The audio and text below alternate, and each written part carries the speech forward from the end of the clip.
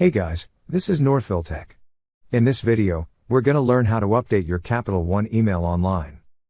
Open the website, then sign in with your username and password. Once you're signed in, you will see a drop-down arrow at the upper right part of the screen. Click on the drop-down arrow.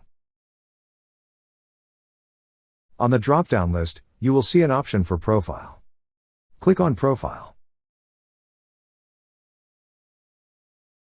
Once you're on this page, scroll down to the bottom.